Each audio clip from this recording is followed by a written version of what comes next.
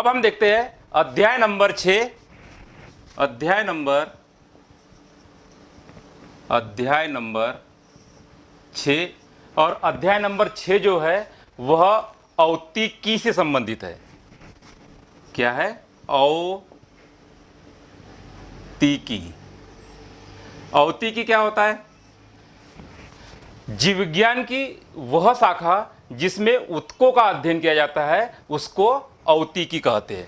अर्थात औतिकी जो है वह ऊतक से संबंधित है, ऊतकों के अध्ययन से। तो हमें यहाँ पे वास्तव में अगर देखा जाए तो अध्याय नंबर 6 में हमें ऊतक पढ़ना है, जिसको कि हम टिश्यू भी कहते हैं। ठीक है, औतिकी समझ गए? औतिकी का मतलब होता है जीव विज्ञान की वह शाखा जिसमें कि ऊतकों के बारे में अध्ययन किया जाता है, उसको हम औतिकी कहते हैं।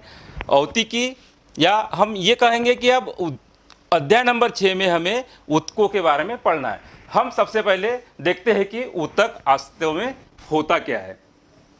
ऊतक को समझने के लिए हमें थोड़ा सा लास्ट वाली जो हमने अध्याय पढ़ा था उसमें हमें जाना पड़ेगा। क्यों? क्योंकि वह जो यूनिट है वह इससे काफ़ी गहरा संबंध रखती है। तो लास्ट वाली यूनिट या पिछले अध्याय में हमने कोशिका के बारे में पढ़ा था। कोशिका की यहाँ पे हमने क्या देखी थी? कोशिका की संरचना देखी थी, कोशिका के प्रकार देखे थे,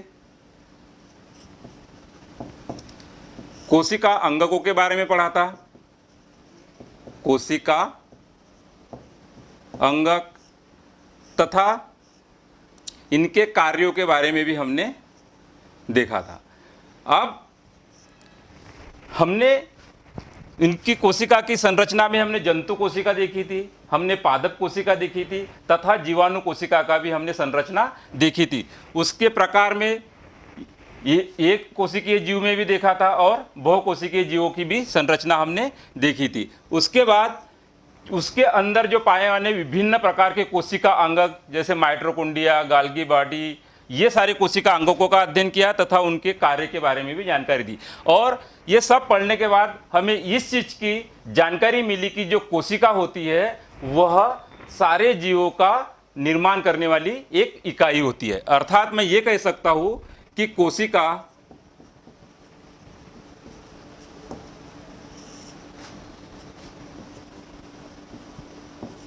जीवन की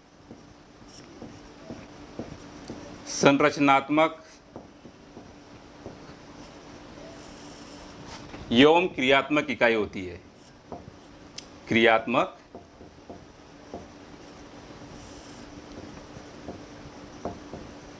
इकाई होती है।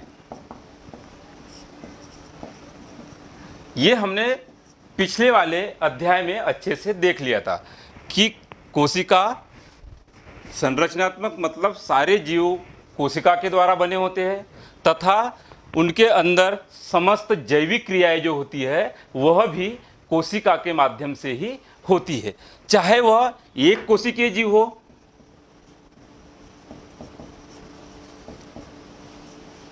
या वह जटिल जीव या बहुकोशिकीय हो।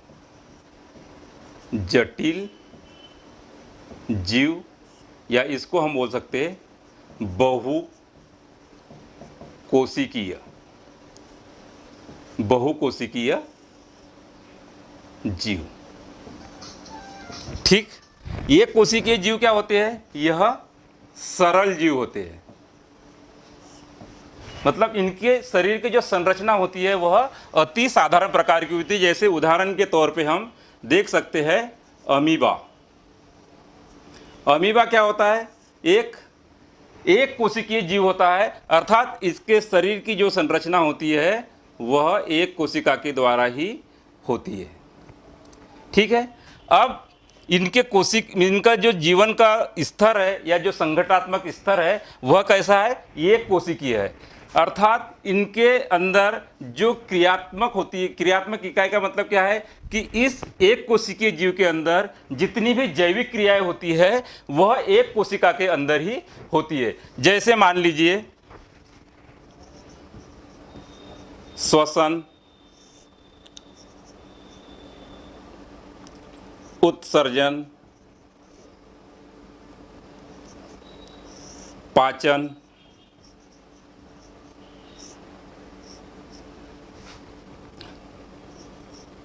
प्रचलन।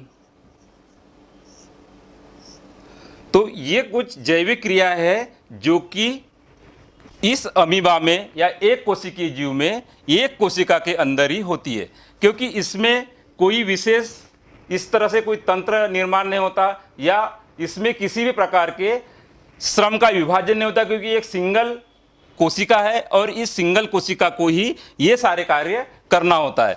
जैसे श्वसन, श्वसन किस प्रकार होगा? इसमें कोशिकीय श्वसन के दौरान जो कार्बन डाइऑक्साइड उत्पन्न होगी वह इस प्लाज्मा झिल्ली या कोशिका झिल्ली बोलते हैं, इसके माध्यम से विसरण विधि से क्या हो जाएगी? यह बाहर हो जाएगी। इसी प्रकार बाहर से जो ऑक्सीजन है यह भी विसरण विधि के द्वारा इस कोशिका झिल्ली के द्वारा यह अंदर आ जाएगी। उसी प्रकार अगर उत्सर्जन की बात करूँ तो कोशिका में जो उत्सर्जन पदार्थ होते हैं यह भी इस झिल्ली के द्वारा ही विसरण विधि द्वारा यह संपन्न होती है। पाचन के लिए भी कोई विशेष प्रकार से इसमें कोई तंत्र नहीं पाया जाता है, बल्कि इसमें जो लाइसोसोम होते हैं उसमें पाचक एंजाइम्स होते हैं जो कि भोजन के संपर्क में आने पे उनका पाचन हो जाता है।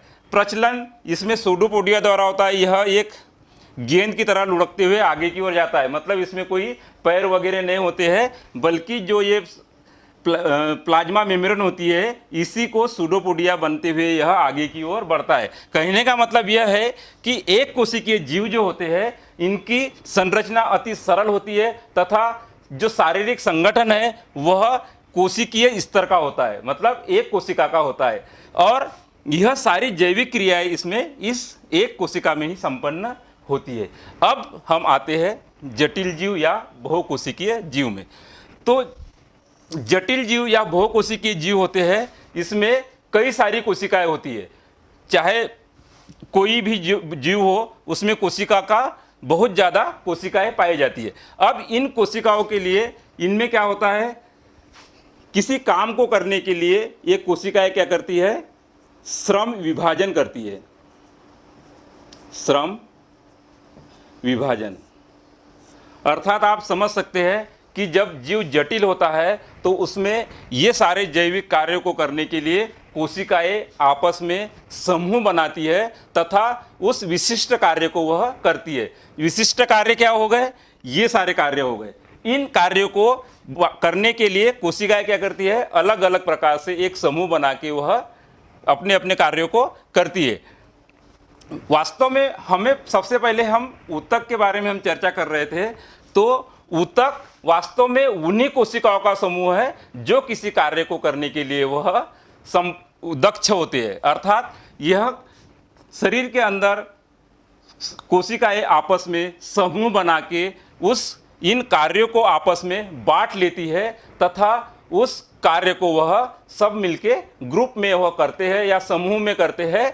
उस कोशिकाओं के समूह को ही हम ऊतक कहते हैं। अब अगर हम देखा जाए कि ऊतक वास्तव में होता क्या है, तो ऊतक मान लो कि ये मेरा हाथ है, तो इस हाथ में ऊतकों को आप कैसे पहचानोगे? आप देखिए कि इस हाथ में सबसे ऊपर आपको क्या दिखाई दे रही है?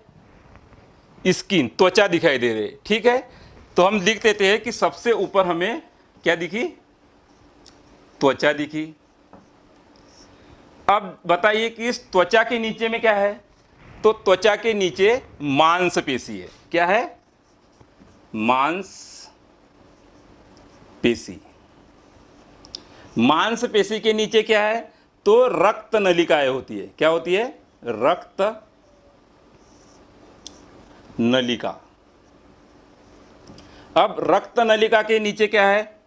तो अस्थि।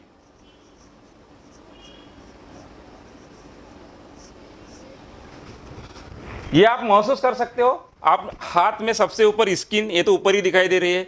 स्किन के नीचे जो हमारे शरीर में जो मूवमेंट हो रहा है या जो हम इस तरह से हाथ को मूव कर रहे हैं या घुमा रहे हैं, उसके लिए कौन जिम्मेदार है? मांसपेशियां, जो कि हमारे अस्थि से लगी हुई रहती है। ठीक है, अब रक्त नलिका छोटी छोटी रक्त नलिकाएं होती है, आपने देखा होगा ना, आपको जब बॉटल लगती है तो उस रक्त नलिका में ही हाथ में वो बॉटल लगती है, तो उसको क्या बोलते हैं हम, रक्त नलिका। और उसके नीचे बोन्स होती है, हाथ में भी हड्डी होती है, पूरा हमारा जो ढांचा बना होता है वह हड्डियों का बना होता है। तो अब हमें इसमें ऊतकों को पहचानना है। तो त्वचा को बनाने वाले कुछ कोशिका का समूह होगा, क्योंकि त्वचा का जो प्रमुख कार्य है वह हमारे पूरे शरीर को क्या करती है, कवर किए रहती है। मतलब हमारे शरीर का एक बाह्य आवरण किसका बना होता है, हमारी त्वचा का बना होता है। तो यह एक प्रकार का कोशिका का समूह है जो कि हमारे शरीर का बाह्य स्तर बनाते हैं। बाह्य स्तर के अलावा यह आंतरिक अंगों के सतह में भी पाई जाती है। तो यह कुल मिला के किसी भी बाह्य आवरण का यह निर्माण करती है। तो यह एक विशेष प्रकार की कोशिकाओं का समूह हुआ। यह कोशिका के समूह को हम बोलते हैं इपिथीलियम। इपिथीलियम।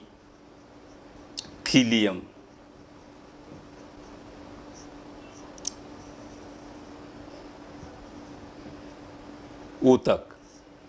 ये कोशिकाओं के समूह को क्या बोलेंगे, जो त्वचा का निर्माण करती है उसको इपिथीलियम ऊतक।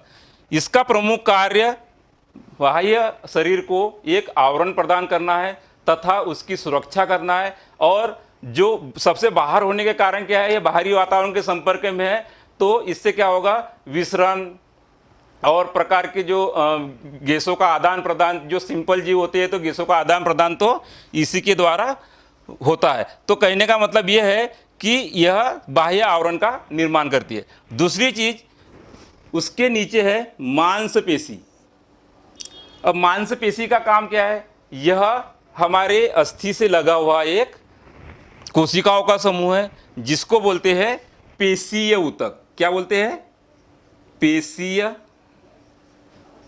ऊतक। इसका एक अलग काम है जो कि हमारे शरीर को गति प्रदान करने का प्रमुख काम करता है। अब देखिए यहाँ पे एक रक्त है और एक नलिका है।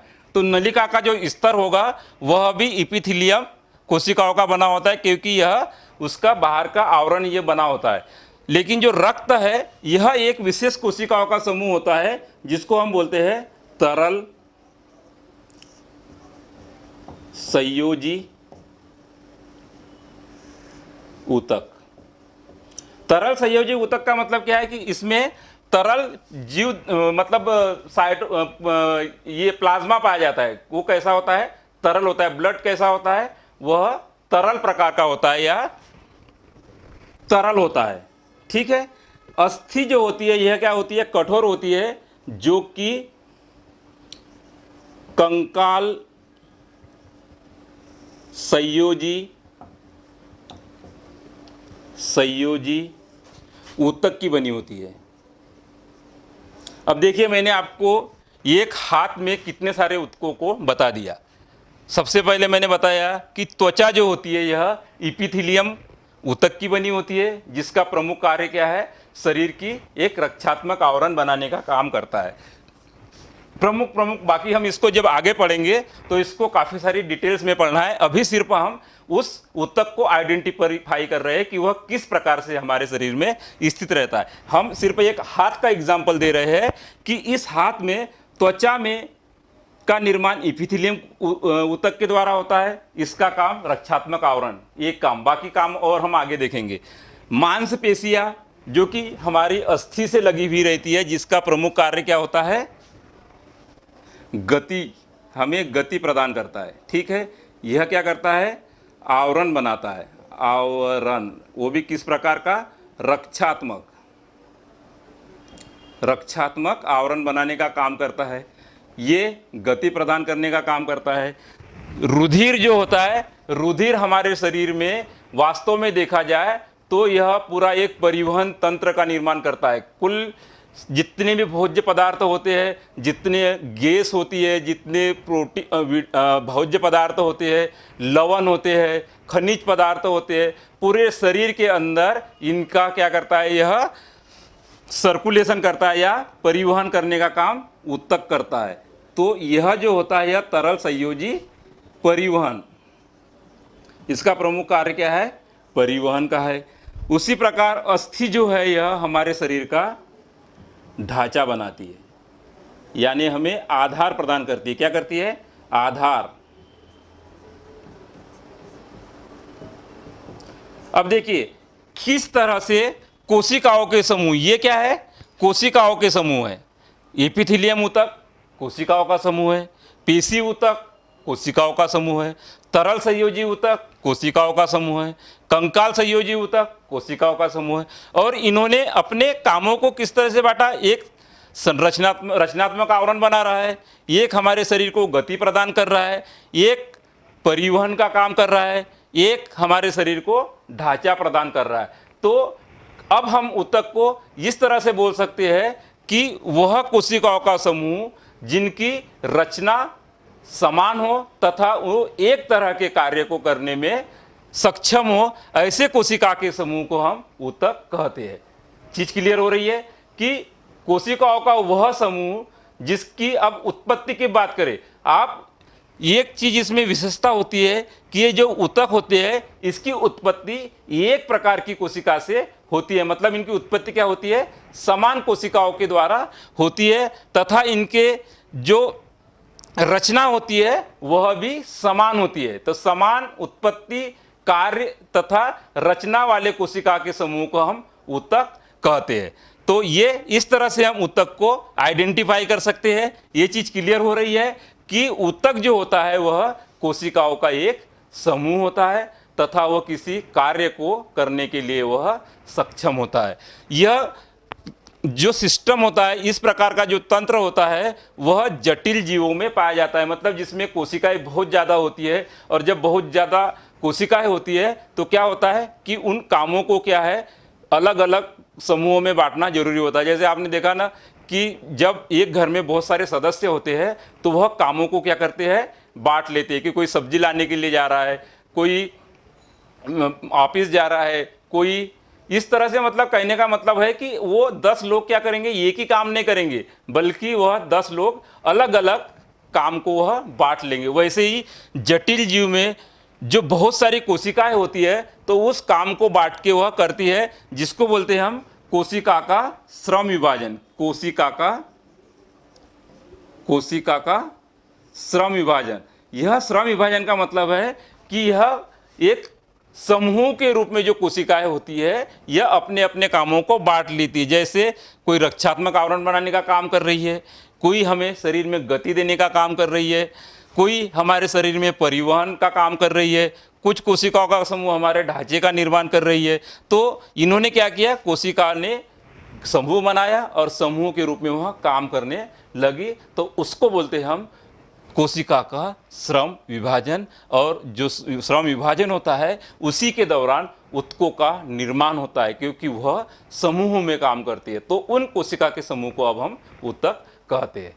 अब जटिल जीव की अगर बात करें तो जटिल जीव में 2 प्रकार के हम उदाहरण देंगे, एक पौधे का तथा एक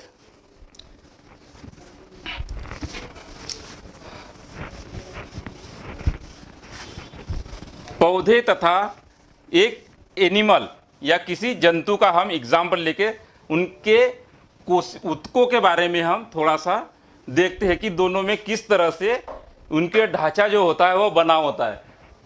ऊतक एक तरफ हम लेते हैं जंतु और एक तरफ हम लेते हैं पादप।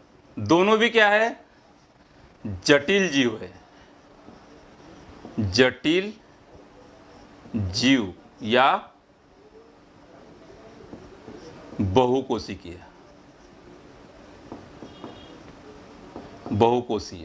ठीक है। अब यह जंतु तथा पादप क्या है, दोनों भी बहुकोशिकीय है। अब दोनों में कुछ अंतर जरूर है, क्योंकि दोनों बहुकोशिकीय तो है, दोनों जीव भी है, लेकिन अगर हमें उनके संगठनात्मक स्तर की बात करें तो कुछ अंतर हमें स्पष्ट रूप से दिखाई देते हैं। जैसे जंतु क्या होते हैं, एक स्थान से दूसरे स्थान पे यह जा सकते हैं, अर्थात इनमें क्या होता है, प्रचलन, ठीक। लेकिन जो पादप होते हैं यह क्या होते हैं, स्थिर होते हैं। ये चीज़ क्लियर हो गया। आपने देखा होगा कि जो पादप होते हैं वह क्या होते हैं, एक स्थान से दूसरे स्थान पे नहीं जा सकते, लेकिन जंतु एक स्थान से दूसरे स्थान, चाहे वह कमाई के लिए करना हो या ऑफिस जाना हो या अपने साथी को ढूंढ रहा हो या इस तरह से जो भी काम हो उनके, उसके लिए वह उसमें प्रचलन होता है एक स्थान से दूसरे स्थान पे, जबकि पौधे स्थिर होते हैं। अब ये जो अंतर दिखाई दे रहा है, इसी के आधार पे हम यह अंदाजा लगा सकते हैं कि दोनों की संरचनात्मक ढांचा जो है उसमें भी कुछ न कुछ अंतर होगा। क्यों? क्योंकि जो जंतु है यह एक स्थान से दूसरे स्थान पे जाने के लिए सक्षम है, जबकि यह स्थिर है। तो पादप अगर स्थिर है तो उनके जो कोशिकाएं होगी वह एक समूह बना के क्या करेंगी, उनको एक सहारा देने का काम करेगी। अर्थात जो पौधे होते हैं उनके जो ऊतक होते हैं अधिकांश उनको सहारा प्रदान करने वाले होते हैं, अर्थात उनके जो सहारा प्रदान करने वाले ऊतक होते हैं वह मृत होते हैं।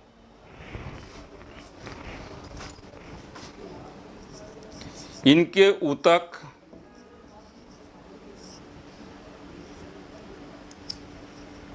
जीवित होते हैं।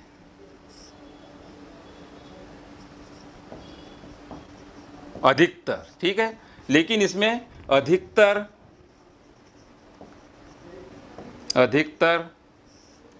ऊतक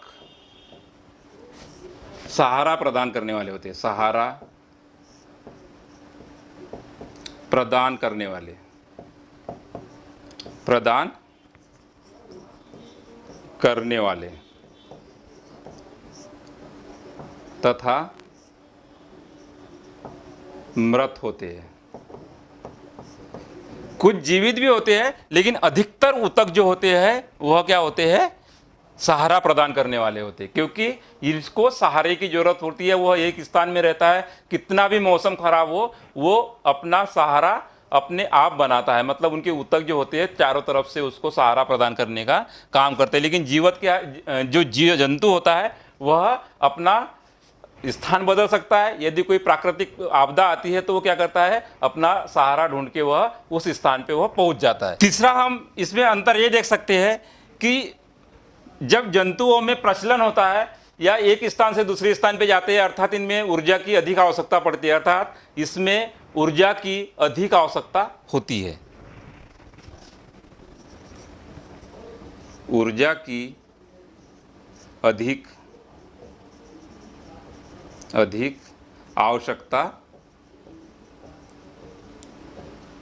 आवश्यकता होती है, जबकि इसमें यह स्थिर होते हैं तो इसमें कम ऊर्जा की आवश्यकता होती है। आवश्यकता होती है, ठीक है। अब जब इसमें ऊर्जा की अधिक आवश्यकता होगी तो हमारे शरीर में ऊर्जा कौन उत्पन्न करता है, हमारे कोशिका में स्थित माइटोकॉन्ड्रिया। ये हमने कोशिका के अंतर्गत पढ़ा कि हमारे शरीर में जो ऊर्जा उत्पन्न होती है वह पावर हाउस या जिसको हम माइटोकॉन्ड्रिया कहते हैं। तो स्वाभाविक से है कि इनकी कोशिकाओं में क्या होगा, माइटोकॉन्ड्रिया की संख्या अधिक होगी, इसमें माइटोकॉन्ड्रिया की संख्या बहुत कम होगी। तथा जो चौथा अंतर है वह है कि इनमें जो कोशिका का जो विभाजन होता है वह समान रूप से होता है। कोशिका का विभाजन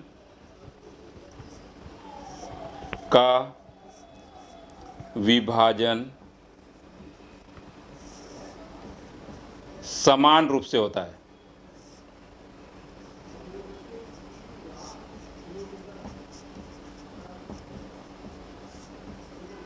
अर्थात एक प्रॉपर रेशो होता है कि लंबाई और चौड़ाई वह क्या होता है, एक प्रॉपर एक रेशो में होता है और वह समान रूप से वृद्धि करते हैं। जबकि जो पादप होते हैं इस पादप के अंतर्गत जो कोशिकाओं में वृद्धि होती है या कोशिका का जो विभाजन होता है वह जीवन भर विभाजित होते रहती तथा कुछ विशेष क्षेत्र में ही वृद्धि होती है।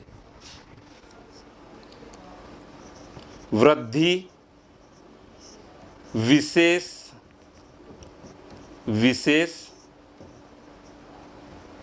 क्षेत्र में होती है, क्षेत्र में होती है तथा जीवन भर विभाजन होते रहता है। ये इसमें कुछ प्रमुख अंतर है कि पौधों में जो वृद्धि होती है वह विशेष क्षेत्र, मतलब एक लंबाई में वृद्धि करता है और वो कुछ मोटाई में, लेकिन लंबाई में वह क्या करता है, अधिक वृद्धि करता है। तो उस क्षेत्र में जहाँ पे कि यह वृद्धि कुछ विशिष्ट क्षेत्र होते हैं, उसी क्षेत्र में पौधों में वृद्धि होती है तथा यह वृद्धि जो होती है यह जीवन भर विभाजित होते रहते हैं। तीसरा अंतर यह होता है कि जो पादप होते हैं यह क्या होते हैं, ऑटोट्रॉफिक। ऑटोट्रॉफिक का मतलब क्या होता है कि यह अपने भोजन का निर्माण स्वयं कर सकते हैं। भोजन का निर्माण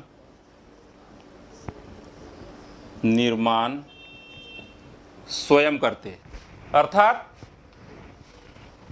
इसमें जो क्लोरोफिल पाया जाता है प्रकाश संश्लेषण द्वारा यह पौधे जो है भोजन का निर्माण खुद कर लेते हैं, लेकिन जंतु जो होते हैं यह अपने भोजन का निर्माण नहीं कर सकते, बल्कि वह दूसरे जीव पे निर्भर रहते हैं। मतलब वह पादपों के ऊपर या दूसरे जीव के ऊपर वह निर्भर रहते हैं। मतलब यह किस प्रकार के हो गया, आश्रित होते हैं। भोजन के लिए क्या होते हैं, आश्रित होते हैं। तो यह कुछ प्रमुख अंतर है जो कि जंतु और पादप में कोशिकीय स्तर पर, हम इसके संगठनात्मक स्तर पे अगर देखा जाए तो यह अंतर हमें स्पष्ट रूप से हमें देखने को मिलते हैं। अब हम इस चैप्टर के अंतर्गत हम जंतु कोशिका और जंतु ऊतक तथा पादप ऊतक को दोनों को पढ़ना है, क्योंकि बायोलॉजी के अंतर्गत हमें हिस्टोलॉजी पढ़ना है। तो इसमें जंतु तथा पादप दोनों भी बहुकोशिकीय और जटिल जीव है और दोनों के शरीर में ऊतक पाए जाते हैं। तो हम सबसे पहले इस चैप्टर में पादप ऊतक पढ़ेंगे और उसके बाद हम जंतु ऊतक पढ़ेंगे। देखिए प्रश्न है, पहला प्रश्न है अभ्यास में, प्रश्न नंबर 1। इसमें पूछा है कि ऊतक क्या है। देखो कितना मजेदार क्वेश्चन है। अभी हमने चर्चा की थी कि ऊतक वास्तव में होते क्या है, चीज समझ में आई, वही चीज हमें यहाँ पे लिखना है। इसलिए अभ्यास के क्वेश्चन जो है उसी जैसे टॉपिक खत्म होता है उसके बाद अभ्यास के प्रश्न दिए होते हैं, ताकि हमें उसके निकले वाले आंसर को हम उससे किस तरह से हम एग्जाम में लिख सकते हैं। तो इसको किस प्रकार से लिख सकते हैं हमने देखा कि जो ऊतक है वह कोशिकाओं के समूह है, एक चीज के लिए। दूसरा, यह बहुकोशिकीय जीव में किसी भी विशिष्ट कार्य को करने के लिए वह सक्षम होता है और उनकी उत्पत्ति जो होती है वह एक समान कोशिकाओं से होती है। ये चीज हमने देखी। तो हम इसको लिख सकते हैं कि ऊतक उन कोशिकाओं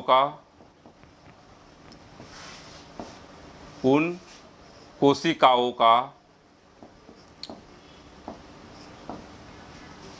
समूह है जो आकृति में कैसे होगा, आकृति में समान होगा,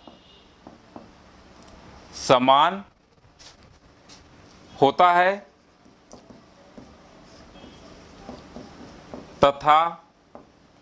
तथा क्या, वह किसी कार्य को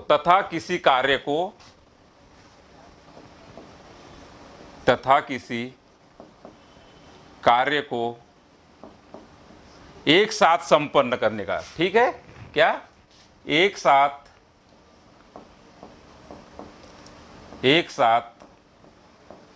संपन्न कर सकता है।